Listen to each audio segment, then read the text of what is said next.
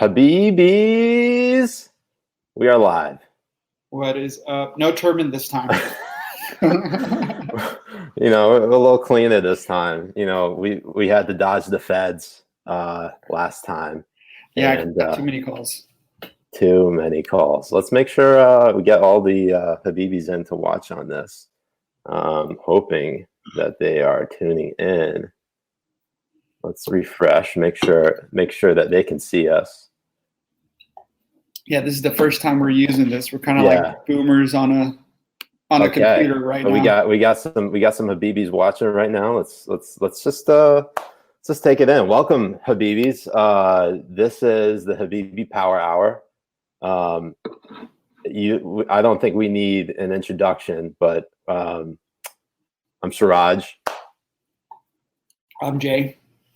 And we are going to take you on a journey here, focusing a little bit on some of the stories of the past week that we are waging a jihad on. First of all, we got Tara Reade, who is, for those who aren't familiar with her, she had alleged sexual assault she accused Joe Biden of committing sexual assault against her back in, I want to say, 1993 was it? It was in the early 90s. 1993, when he was in the Senate, I believe. And so, essentially, what we've seen in the last week, we've seen this clip from Larry King Live, in which Tara Reade's mother called in to say that her daughter had recently left the Senate and had a quote-unquote problem and wanted to bring it forward, but didn't want to go to the press out of respect for the senator.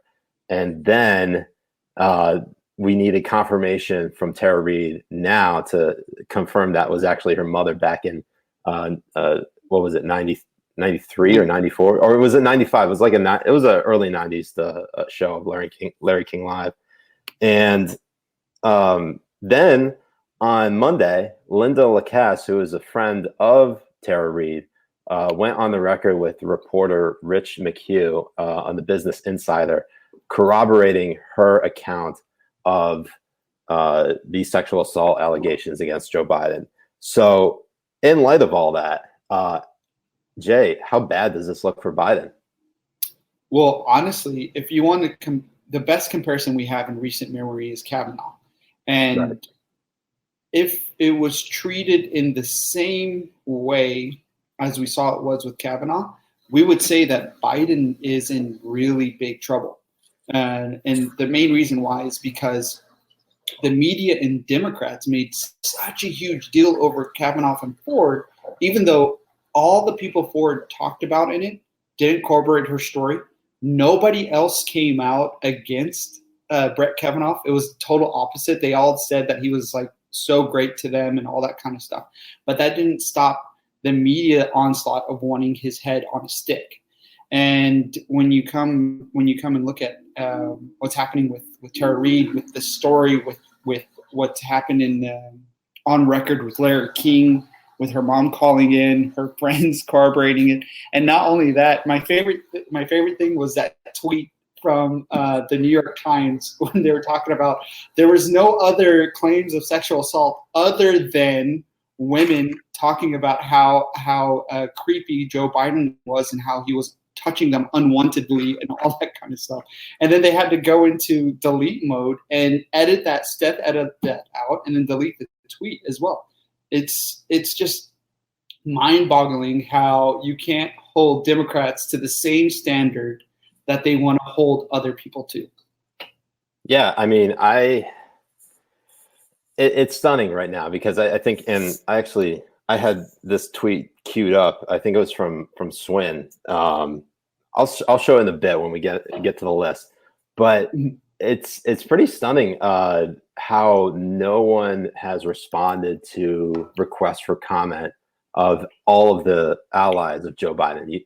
Just in this past couple of days, you had Nancy Pelosi and Hillary Clinton endorse Joe Biden in light of these accusations. And it's kind of, I don't know what I'm dumbfounded because they had made this whole, as you said, they made this whole big deal about believing women and making sure that all of their voices are heard.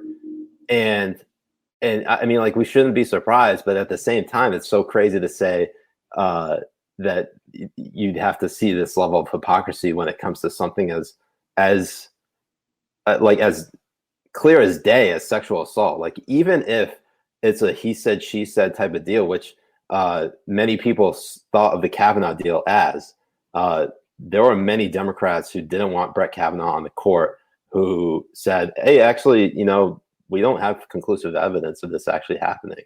But those who actually, you know, really, like the Alyssa Milanos of the world and a lot of the Democratic senators, they're like, he absolutely did this. This is, you know, 100% conclusive. Like, no, we just, you know, got to investigate it. And even after the FBI did an additional investigation of Brett Kavanaugh, they still couldn't find anything. They couldn't get the corroboration that, for Christine Blasey Ford's case. The people who initially corroborated it actually retracted, saying they were pressured into doing it. And what you're seeing right now, and we have yet to see if, in the case of Tara Reade, if the people who are corroborating her story did it out of pressure. I don't think that they did, because you have members of her own family. You have members of her own family, her brother and her mother, corroborate her story, as well as Linda Lacasse, who is a friend, and we don't know the full story with her, whether she did it out of pressure or not. You know, time will tell. We'll see what happens. But she said she's still voting for Biden.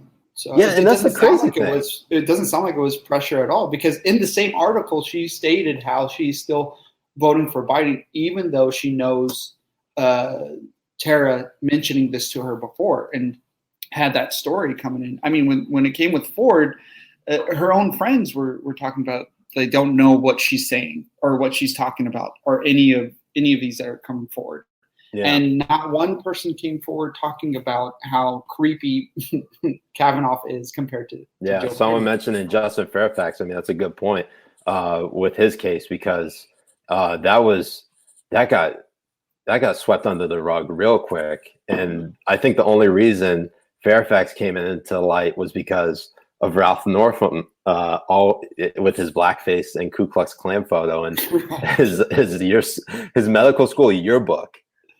Which, by the way, I mean, like, I live in Virginia, and when you look at the Virginia elections, it was between in 2017, it was between Ed Gillespie and Ralph Northam, and everybody accused Ed Gillespie, the Republican, of being a white supremacist because he was supportive of Donald Trump. It's just, and then literally a few months after, you get blackface and the Ku Klux Klan hood right afterwards. It's so stupid. I'm trying to remember now. Was it in 2018 or was it in 2019 that the blackface stuff came out? Man, I think it's 2018. But like we were talking about before this, it's like Twitter is so quick and so fast sometimes that people forget what they tweet about, what they talk about, what they post about and stuff. I mean, if the most amazing thing about this is people tweeting side by sides of headlines from Washington Post during Brett Kavanaugh and right now, how it's like they're talking about how these new allegations are helping Trump allies come against Biden, and it's just mind-boggling. It's really sad the way it is. And to talk about that, Stacey Abrams and her continuous desperation. It's too much. It's vice president. I mean, every interview she has since, what was it, 8 interviews so far that she's been in the last like 2 weeks. She wants it. It's crazy. It's really, really crazy. I mean, she's desperate for that. Yeah. I mean, and someone actually brought up a good point. I think it was Ested Herndon over at the New York Times, who's actually a pretty good reporter. He wrote on Twitter something about how Stacey Abrams has been advocating for herself openly and in public because she doesn't have the type of connections in private that other vice presidential candidates could have or do have. Which, look, I respect it. I respect the hustle. I respect, openly advocating for yourself. I guess the thing with Stacey Abrams is that she and people are probably going to jump on top of us for saying that like she doesn't have much experience because she didn't get elected as governor, citing that it was voter suppression and that she was basically she was screwed out of getting the governorship. Right. I mean, look, I don't have all the evidence in the world to back up whether she lost because of voter suppression. But then to go on to act like she actually won the thing, I mean, like it just, she's running around in circles. The articles from the Atlantic and stuff like that, from the Hills and the Adams and stuff like that, are going to her head about how there's voter suppression and all this kind of stuff everywhere, even though there's evidence that's come out that that's not true. She lost it fair and square. But my favorite thing about her is how she flipped from saying that she's nobody's number two. She had an interview, I forget where it was on, but somebody was asking about her being vice president to Biden. Mm-hmm. And she was talking about how she's nobody's number two, and how that flipped this far is just it's insane.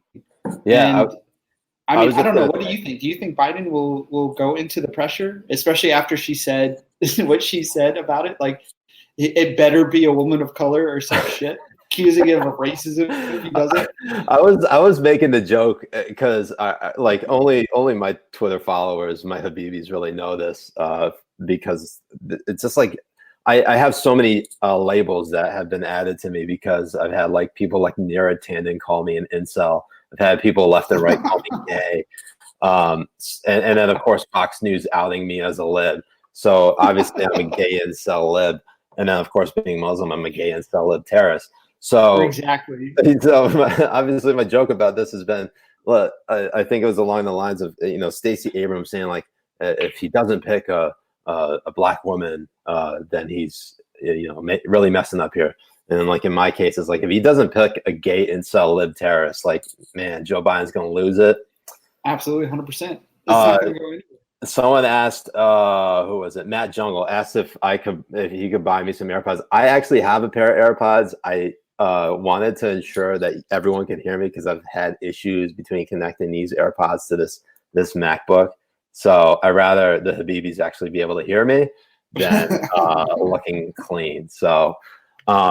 This is the stream where millennials become the boomers. That's it. So, in light of Stacey Abrams, she's obviously given a lot of thought to speaking out in favor of Joe Biden, and she's actually she's in the running for the list this week, and we'll get to the list in a bit. But she focused a little bit on I think she was the only person who endorsed Biden who actually responded to a request for comment on Tara Reade. And she actually, let me see if I could pull up the actual tweet because I got it right here. Give me 1 second, Habibis. It is right here. Boom. Here, let me get rid of the banner real quick. Okay. So if y'all can see that, so she says that Joe Biden is telling the truth, and she doesn't think that this event happened. Which, okay, all right. If you want to believe that, that's fine. There is, I'm sure there's, in her mind, not enough evidence has come out that has really impugned Joe Biden in her mind. I don't know what has to come out in order for her to be like, all right, this is messed up. I got to step away from this. Like Justin Amash announced that he was running for president yesterday. And I think maybe Seth Mandel was already joking about whether Stacey Abrams wanted to be on it. As his VP or something. Man. But the thing is, like, also what she said was word for word the talking points that were given out by the Biden camp to go on and say that they believe him, they believe what he's saying. So this just puts the notion of her truth completely out the window. I mean, it doesn't matter what her truth is. This whole this whole thing, even beforehand, you can even find her tweets on the Kavanaugh cases and stuff like that. It's just so easy to see these people flip flop on it, and to show that they were pretending to be these principled people on a case of sexual assault, but only when it could help them politically. The Me Too movement, it's totally a politically charged movement now. All the women advocacy groups like Planned Parenthood and all those other ones that were so outspoken during the Kavanaugh hearing have said exactly zero on what's going on. And I forget what the reporter's name was, but from the Daily Beast, from all places, she reached out to more than 10 of these groups, and none of them gave her a comment. None of them said anything to her. Yeah, it's stunning. I mean, just the brazen, and I guess that's what makes people who are mostly independent thinking, who can at least try to call out BS on both sides. And I think you and I do a pretty good job of that. We don't simp for one side or the other, as the kids say nowadays. I simp for earn, and that's it. I'm gonna have to get them in a little bit. We're gonna get through our weekly jihad in the list before we go get the earn. But interestingly enough, and I guess this is why when you cover politics, and Jay, obviously I know this is not your professional gig. You just happen to opine in on stuff all the time. Although if you really wanted to, I'm sure you could make a career out of it. But of course, you probably wouldn't be the same, seeing as how every news organization would try to rope you in and get you to stop saying how you're going to have sex with everybody's mothers. That number one, also to stop getting banned off of Twitter. Because, I mean, without Twitter, what is a journalist? What is a journalist without Twitter? It's kind of amazing. It really is amazing how much Twitter is like the lifeblood of journalism now. Like you just, there's so much content created from Twitter on websites nowadays that like you really could just sit back and watch Twitter and watch people make fools of themselves, and that will become a news story. It's unlike anything I've ever seen or Jay is a simp for moms. One content in there, one comment. Bruce's mom, 100%.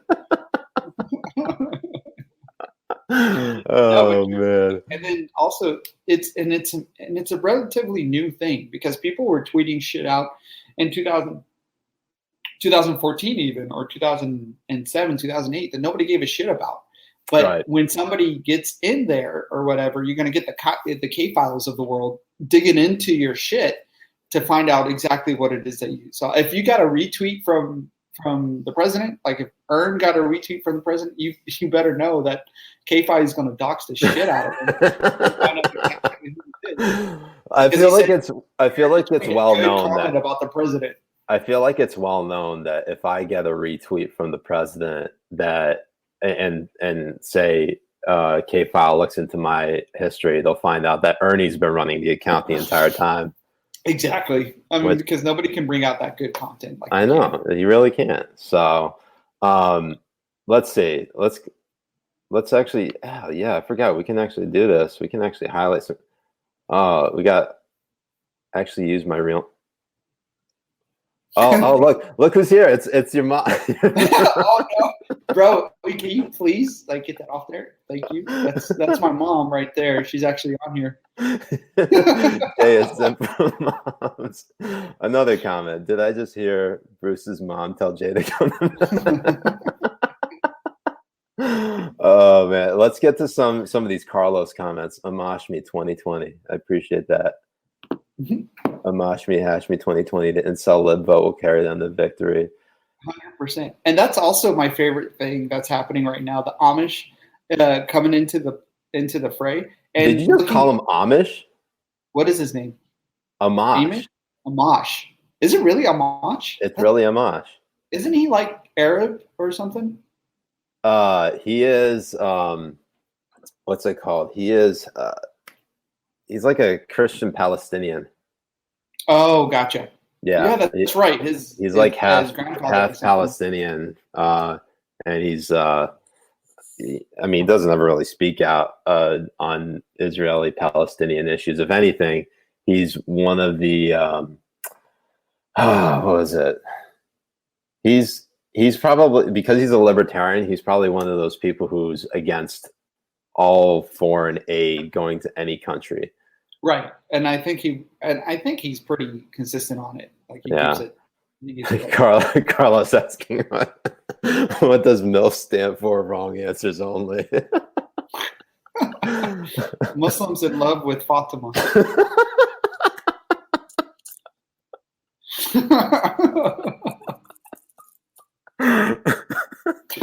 It's Ramadan. We have to keep it G-rated. Got to keep it halal.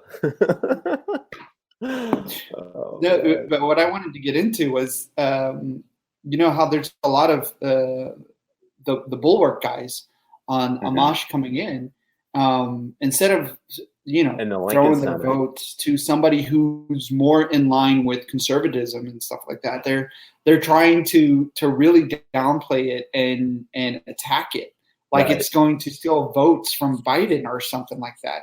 I don't think there's any left-wing person or independent that's thinking about voting for a Democrat is going to go for a libertarian that is as hard of a libertarian as Amish is. Yeah. Amash. Question from Political Junkie: do you think Trump will gain from Amash running? Oh man, let's see. I think it's a net zero. Yeah, I think it's. Yeah, I don't think either side gains anything, because there are always going to be libertarians out there who are like, I don't like either candidate. I'm just going to either write in my candidate or sit out this election. Now, if anything, you're just going to see, probably in terms of the total not demographics, the total percentage of people who actually go out to vote, you're just going to see some of them actually go vote for Amash as opposed to write in a candidate. Or you might see voter turnout like tick up by like maybe like 0.1% just because a libertarian like Justin Amash gets the nomination. Yeah, I mean, because how many voted for that other guy? I forget his name. Gary Johnson. Not Gary Johnson, the other one. You remember the other guy that went in? I forget what his name. Are you talking about Jake Wilkins asked, how do y'all feel about me and my Senate homies going back to work next week? Good. Get back to work, Jake. Lazy. Right? Yeah. Seriously. Jake actually is he's a good buddy, but yeah, he needs to go back to work. He's just taking up all of my tax money.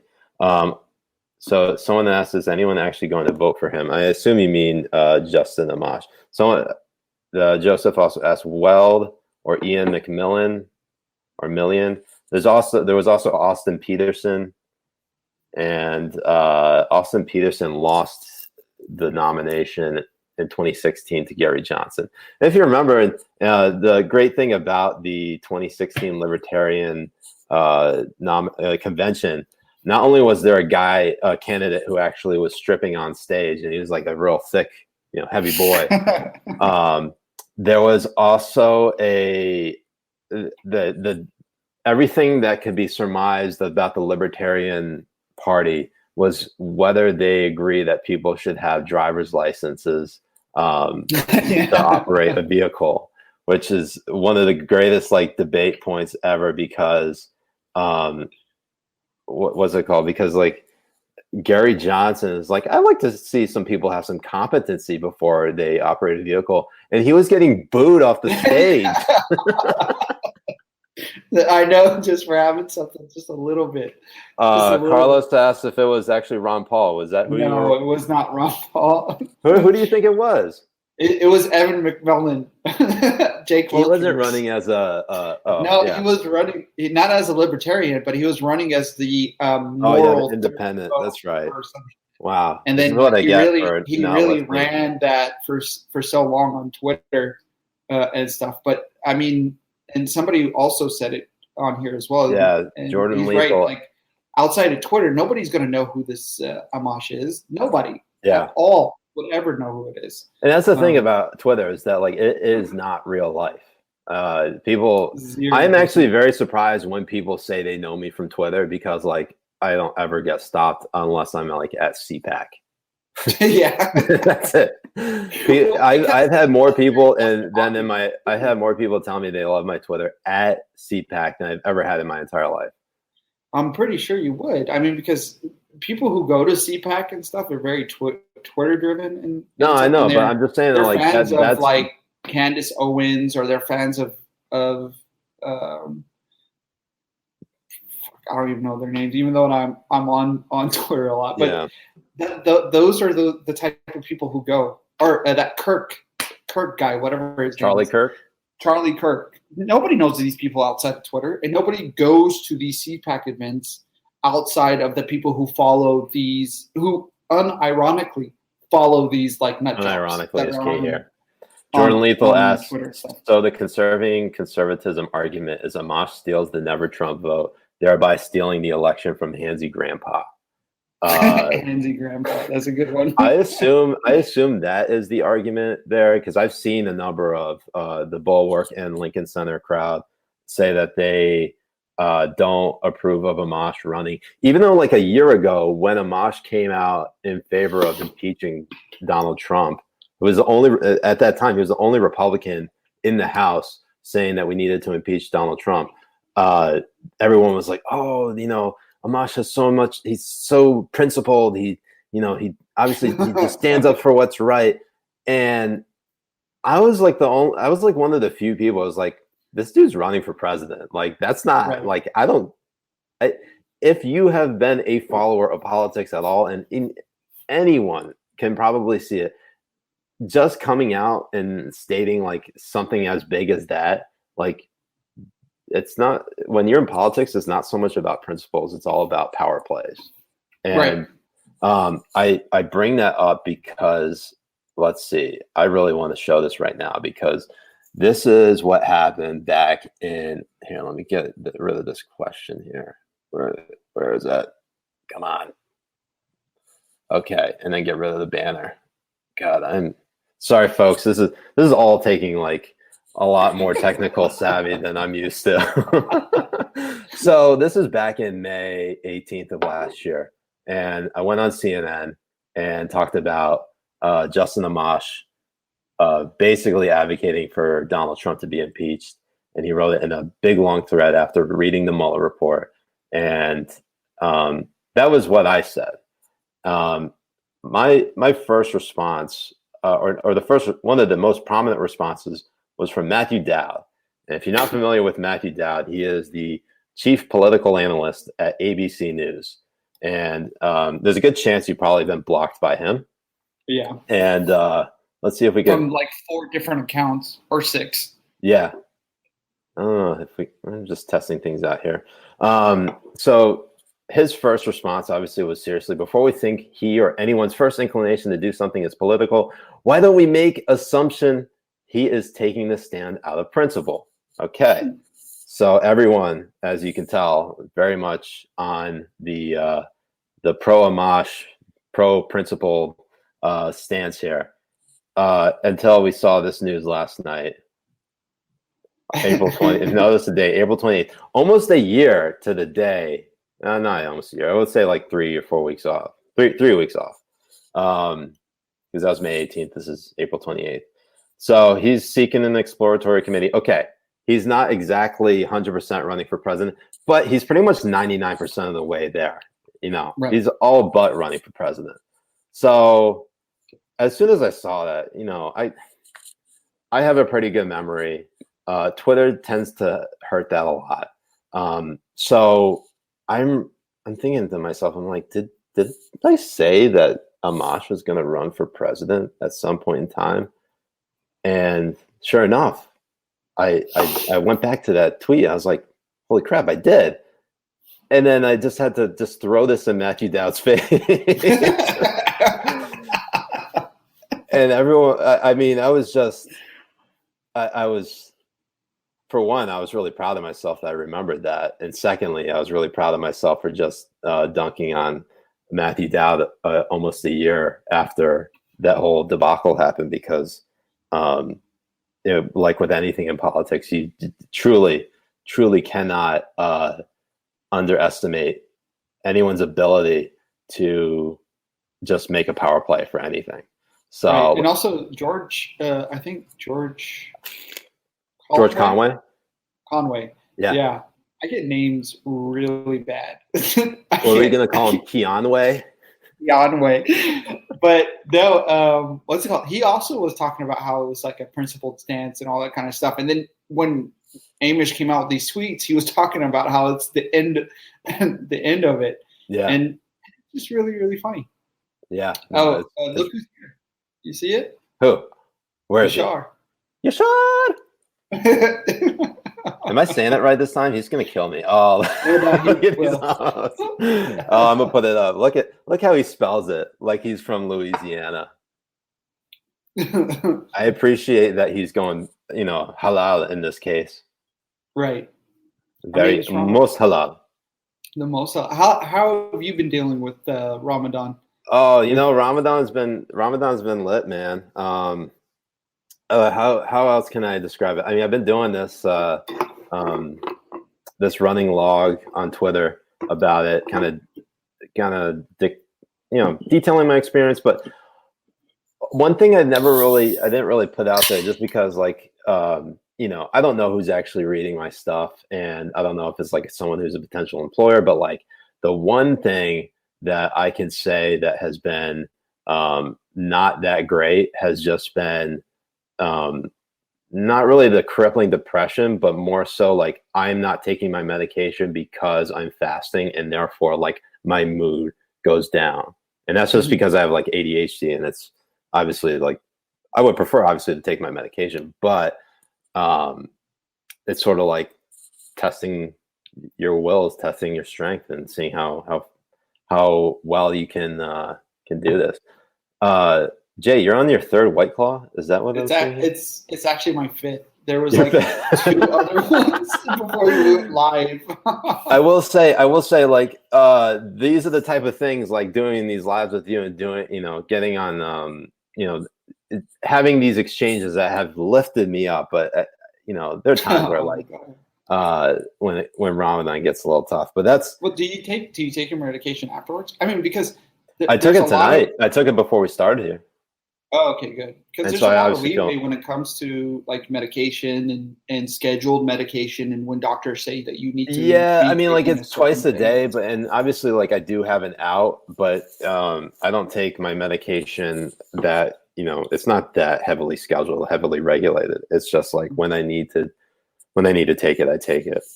Gotcha. So, but that's your mental health lesson for today. Carlos with the Ho Tiger. Ho Tigers. That's the Tiger King. The Tiger King motto. God, I suck. I can't do anything. My brain is fried this entire Ramadan. That's the thing. I bet it's really draining. I mean, when I used to fast a lot, but when I was overseas and in places like Dubai or Abu Dhabi and stuff, it helped with schooling or work or whatever would be cut in half until like 2:30, and everyone had to abide by it, and then you can go home and just sleep the rest of the day off. Over here, it's a little bit harder because you don't break fast until when, 8:00? Yeah, 8:00.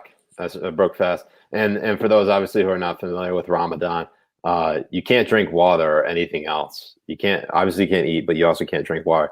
And that's like become a white people proverb, is like, not even water. Yeah. Not even water. And it starts at like what, 6? No, it starts at 5 a.m. So I get up at like 4 o'clock every morning to eat breakfast and stuff my face with a lot of carbs. It's interesting though. A lot of people actually do gain weight because of Ramadan, because they eat a lot at night, and when they go to sleep, there's not enough time to metabolize and burn off all the food they ate. So I remember. Yeah. Anyways, it would be outside, and then it's just a constant snacking. One bag of chip after another. It gets Cox is on to some here. Yeah, only Islamophobic people would say not even water. It's so true. So true. Right. Anyways, let's move on to the next thing we got because there's a lot of crazy stuff going on in New York. We already covered Justin Amash, but we gotta, and I guess we got to start off with Chris Cuomo. Oh God. What? So tell me, because I've only been slightly in the loop because this stuff that happened today, and my brain hasn't been fully functioning. So tell me, what exactly happened with Chris Cuomo? He had a tweet out when somebody called him out on lying about getting out of quarantine and going out. He tweeted out that the only people lying about this are Trump Goonies and stuff like that. Like, it's just hilarious because the funny thing is we have him on tape with this other bikesalist or who was on his bike or whatever, that they got into an argument while he was over in the Hamptons, which is like 30 or some odd miles away from his house. And he was commenting how that he was not really sick, but his wife actually blogged about how he had a temperature over 100 on the same day that was going on. Oh my and God! And the fact that we still have CNN lying about it and still did that whole reveal of him coming out of the cave, all that kind of shit and stuff that came. Let me tell you, that was ridiculous. That was, I mean, like as soon as you saw it, you're like, oh, that's cringe. That's just 100%. You know that it's completely fake. You know for a fact that he came out of that basement every other time. Like you knew he came out of the basement, but you didn't know at the time that he actually broke quarantine. And now that we're seeing all this reporting on on Cuomo coming out of quarantine, it's even funnier. No, it really is, and it really puts into the fact that what places like CNN are, or places like Fox, or places like MSNBC, cable news is as fake as the WWE. It's like it's not real. Yeah, a lot of times it's not real. Yeah, next we're going to get right to De Blasio, political junkie X. Thoughts on the De Blasio tweet? Let me pull that up for everyone who hasn't been following that. Let me hold on 1 second here. Because I gotta undo all these banners first before you see the full tweet, because this is just special, guys. This is next level cringe. Read that. My message to the Jewish community and all communities is this simple: the time for warnings has passed. I have instructed the NYPD to proceed immediately to summons or even arrest those who gather in large groups. This is about stopping this disease and saving lives, period. First of all, WTF, mate. What are you even thinking? Oh my God. This brings up my next banner. Oh, that's the ticker. No. Boom. The list cometh. What? I mean, okay. I'm gonna get more into the list in a second, but just talking about this De Blasio tweet, because I learned today, and I'm sure a lot of other people learned today, that Bill de Blasio's birth name was Warren Wilhelm Jr. Wilhelm, if you're familiar with Wilhelm, you know that is a very, very German last name. Just look back at the Kaiser who preceded Adolf Hitler. Was Kaiser Wilhelm II, and he was the Kaiser who had control over the German Empire before Hitler came into power, but specifically during the First World War. And it was, when you think about you connect the dots here. It's so you actually posted a tweet about this earlier today, right? Well, a picture tweet. It was instead of the mayor, it was Adolf Hitler, and then I said translated from German by what's it called, by Google. Yeah, and really it's so tone deaf, and it's not like New York City has doesn't have an anti-Semitism problem already. Right. You already have people who are obviously, Orthodox Jew or obviously looking like they're Jewish, get beat up on the streets just for looking like they're Jewish. And then you have the mayor coming out and saying this type of shit. It reminds me of what's his name, Corbyn, 100% from Jeremy the Corbyn. Yeah, it's 100% like that.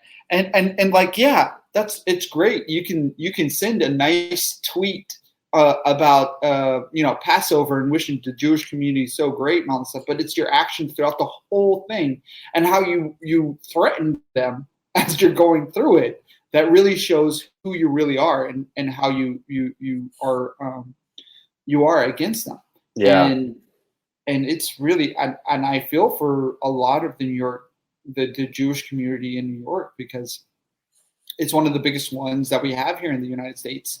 And to hear that from somebody who's in power, like the mayor is just, I can't fathom what kind of feelings that they're feeling when it comes to something like that.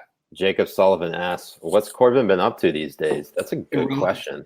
I know he resigned from his post as being the opposition leader in the Labour Party, but as far as I know, he's still a member of Parliament, is he not? I don't know. I don't know how the UK doesn't. Yeah, I assume he's still a member I of thought we Parliament. should have invaded it when Boris was sick. That's what we should have done. We should have what? Invaded the UK when Boris was sick. Make it America again. Oh man! Right. Holly Herda asked, "Did you guys see his latest tweet about Israeli Independence Day?" I did not. I assume she means De Blasio or Corbyn. I think De Blasio. Was it De Blasio? God, I'm not sure. But he did do a failed attempt of apologizing for it and CNN ran an article about it. And it was barely even an apology. Yeah. Or anything. Because he went back to saying that this is about saving New York's lives. And this brings me to how they reacted in March. Not just the mayor, but also the New York Health Commissioner. Mm-hmm. Where they were talking about how New Yorkers can go throughout their lives normal, ride the subway, all this kind of shit.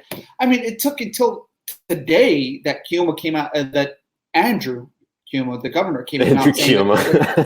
Just keep saying it like that. I'm going to stop correcting you. That's the only way I can. You've told me a million times how to pronounce it, but I can't do it. But he just came out today talking about how they're going to sanitize the subway every night. Right. And it's like, there's a reason why New York has the highest death rate compared to anywhere else. And there's another reason why that the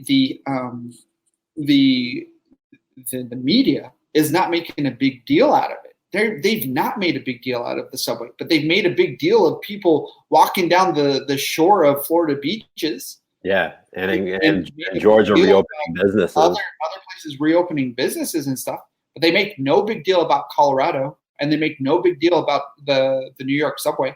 And it's a very obvious reason why. Yeah, it really is. And it's the same thing like we were talking about before about Biden's accusation and Kavanaugh's accusation. There's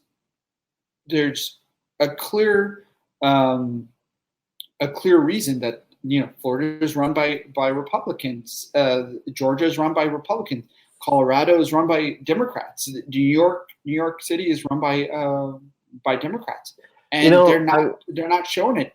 I mean, till today, who has the highest death rate in the United States from the virus? Obviously New York. And the reason why is because they kept that open. And my favorite thing about it is how there's a lot of people, not a lot of people, but there's some people who are very loud on Twitter who are saying that everybody knew in January about the coronavirus. Everybody knew about it but Trump. Trump was the only one who was downplaying it since January. And it makes me laugh. It really, really does. It's just silly really at this point, because when you think about Trump and he is, I wish he did a better job of sort of messaging this, because I think if he really made the case, and I think that this is partially where I think he screwed up a lot, because if he made the stronger case that the federal government had a difficult time responding to this in an adequate way because the Chinese government lied to the World Health Organization and lied to the rest of the world about the coronavirus, therefore harboring and hampering our ability to adequately respond to this virus, I think would have gone a longer way than I think he maybe calculated, because he's very much inclined to believe that everything he does is a massive success. I mean, he toots his own horn maybe than anybody I've ever seen in the Oval Office. And look, when you're talking about like ventilators and having a shortage of ventilators, the mortality rate goes up significantly higher when you put somebody on a ventilator. Like when people who are complaining about not going on ventilators, or hospitals complaining they don't have enough ventilators, is not like the place to start. I think they should have started on making sure everybody got a lot these PPEs, these personal protective equipment, the masks, the gloves, the gowns, the face masks, the visors. I mean, everything you could do to prevent from getting it. Not like at the very end of the stage where pretty much people are almost all the way at the end of their rope and they need ventilators. I think like that's only created more I think deaths as a result. You talk about like cancer, for example. They say that the best way to cure cancer is prevention. It's early detection. For a lot of these people, and for a lot of the deaths that we've seen, you're starting to see now the numbers starting to be fudged a little bit. And I'm not saying this because I am a conspiracy theorist. I'm saying this because this has been reported, is that they are now adding people to the death tally of those who died either at home or elsewhere, maybe in the hospital, from symptoms of coronavirus, but they could not confirm with a test that the person had coronavirus. So once you're seeing that, I would assume that the death rate is probably not, or the death numbers wouldn't nearly be as high if you took that away. Still, obviously very concerning. Tens of thousands of people die regardless from this virus, and it's still a serious thing. And I would not use that as a way to diminish how bad this virus is. But at the same time, we don't have the type of testing kits. In the beginning, we didn't have the testing kits to test everyone. We tested, I guess, from President Trump reporting today that we had tested 6 million Americans. We're in a country of 330 million Americans. Right. 6 million, that's a drop in the bucket. That's like what? That's like what, 2%? 2-3%? If I'm doing my math right. That's just off the top of my head. I think it's even less, to be honest. So and the thing is like, until we can really get those numbers in and figure it out. And the thing is, like, the Miami Herald and also the LA Times, they came out with reports thinking that people who the infection rate was like 55 times higher. Yeah. So if we look at it on that side as well, and there's more people who were infected by it in January, February that didn't know about it, because we didn't do the first confirmed case until March. Mm-hmm. So let's say that since China lied about it in November, and then people were still traveling here in December until he put the ban on, then there's a lot of people who could have gotten infected by it. Yeah, but that's not to diminish, like you were saying, like how this is a very serious disease in terms of people who have underlying diseases or underlying problems like obesity, diabetic, and so asthma. On. Or having I'm asthma. worried about like my wife. I'm worried about my brother because they both got asthma. If they got it, like that, their mortality is much higher than say mine, and I obviously don't have asthma. At the same time, if you look at, say, for example, why am I losing my train of thought? But it was along the lines of,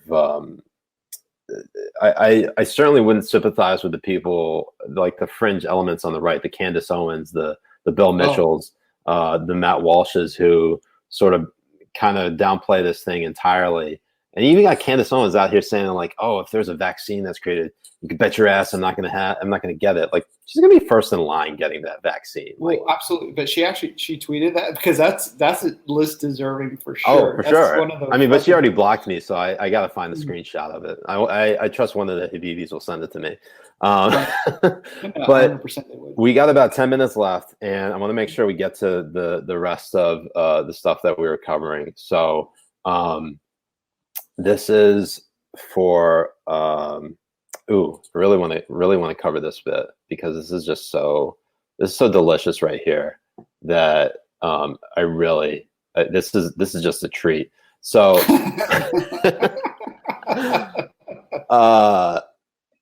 Dennis Prager through PragerU tweeting, "The lockdown is the greatest mistake in the history of humanity." Just getting absolutely roasted for this. He's totally gonna make that came out of it were just fantastic. I don't understand how you could come out with something like this, and like how other people were talking. Yeah, like other people were talking. Yeah. Like he's somebody who was somewhat of a sound mind. He used to be a smart guy, and then he just like his brain melted. Well, and this is before the pandemic. It's hyper, like not just hyper partisan, but it's hyper grifting. Because the thing is when you come out with something that's totally crazy and like out there, you're going to get people who are there with you and who are going to support it. And the crazier it is, and the crazier they are to support it, the more you're going to get out of those people. Like because you already know how stupid they are. So right now, Bill de Blasio is favored #1 with a bullet with this tweet, which we already talked about, the Jewish community. Next up, Joe Biden and Hillary Clinton. Just the level of cringe here is just so bad. I got to put them on the list. Next up, we got Alyssa Milano here. I'm aware of the new developments in Tara Reade's accusation against Joe Biden. I want Tara, like every other survivor, to have the space to be heard and seen without being used as father. I hear and see you, Tara. #me too. If you remember, Tara, the thing that's so bad about this is like Alyssa Milano, as we mentioned before, she was sitting in the audience of the Senate Judiciary Committee hearing of Christine Blasey Ford, fully believing everything that Christine Blasey Ford had to say. And Tara Reade has more corroboration to her accusations against Joe Biden than Blasey Ford ever did. Right. And it's my favorite thing was the memes of her in The Handmaid's Tale during the hearings of Brett Kavanaugh. And not only that, her sitting with her glasses on and like a notebook, like writing shit down, like she's really like anybody gives a shit about what she has to say about anything. It's just so good. Just so hilarious. This is the next one though. Diamond and Silk. Haters keep saying they hate Diamond and Silk, but you can't hate what you ain't never loved. First of all, challenge accepted and completed away. Completed, and then Trump retweeting it, talking about how he loves them and shit. Yeah, he's making a list for simping for them. Next up, we got Neera Tanden tweeting, "I've been learning about the flu of 1918, which came from Kansas, not Spain, which killed 500,000 Americans. They had all kinds of quacks then pushing cures, but none of their quacks were the president of the United States." It's amazing how we went backwards 100 years on that. This is beautiful because the president 100 years ago was Woodrow Wilson, and by most standards is considered to be one of the worst presidents ever because he basically resegregated the army. He weaponized intelligence in the United States against its own citizens, because this is when the Red Scare was beginning. In 1918, you had basically the Communist Party, CPUSA, Communist Party of the United States of America, sort of coming into the fold, and Woodrow Wilson weaponizing the FBI to basically lock up everyone who had like socialist or communist sympathies.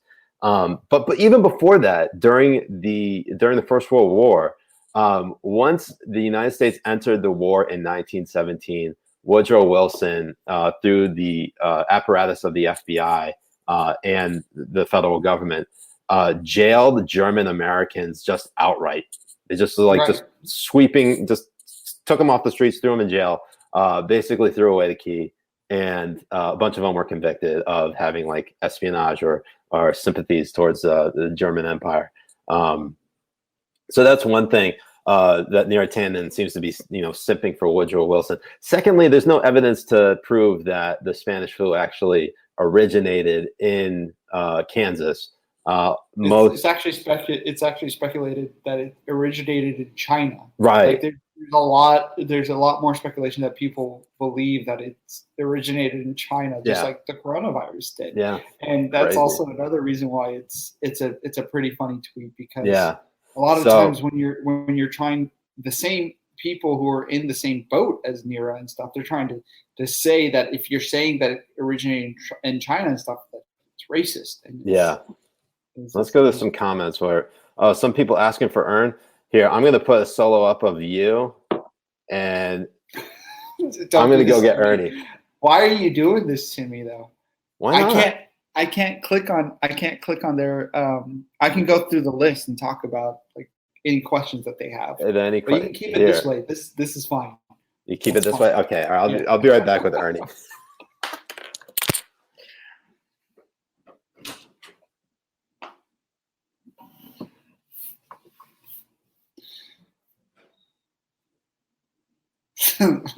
Yeah, the Agrabah one is it really is. I mean, for the Pragu the Pragu tweet, it's just beautiful. That everything that's been coming out of it has been really hilarious. It's too close to call. Well, they have been. I mean, it's amazing watching CNN and the rest of them simp for Stacey Abrams, especially the Atlantic. I think the Atlantic has been the worst to come out of it. Oh man. Yeah, who did I tell to cry more? Fuzzy? I forget who it was. I think it was Jordan. Was it Jordan something? Jay, you telling that guy to cry more yesterday was A-Club. I forget who it was. It was some like really fringe right guy who was talking about how Dr. Fauci is shouldn't be listened to and all this kind of stuff. I forget what his name is. But yeah, I told him to cry more because people who are attacking Dr. Fauci on the right. It's amazing to me. On the right, they're attacking Dr. Fauci, and on the left, they're attacking Dr. Bricks, which is so funny because they claim that Republicans and the people on the right are so sexist and all this kind of shit, and all you see is people on the left completely attacking Dr. Bricks, saying that she has no urgency, that she's simping for Trump and all that kind of stuff. And I think that's hilarious. Got one question from Cox. Were you mad when Smug called Ern a bad dog? Ernie is an angel. I was very mad. Well, the thing about Smug is you have to understand is that he's a very cat person. He is a big 100% cat person. Every time my Twitter accounts get deleted, I make sure to try to DM him a cat video so he knows who it is. Ernie, look at you, bud. You're on national television. National television. The Habibi version. The Habibi national television. I also think that people think I'm gay because I have Ernie. Like, who simps for a dog like me, a small dog like me? Although he is a very thick boy, right? Dog owners do. A lot of them do. And that's right. It was John Cardillo. John Cardillo. Thank you, Fuzzy.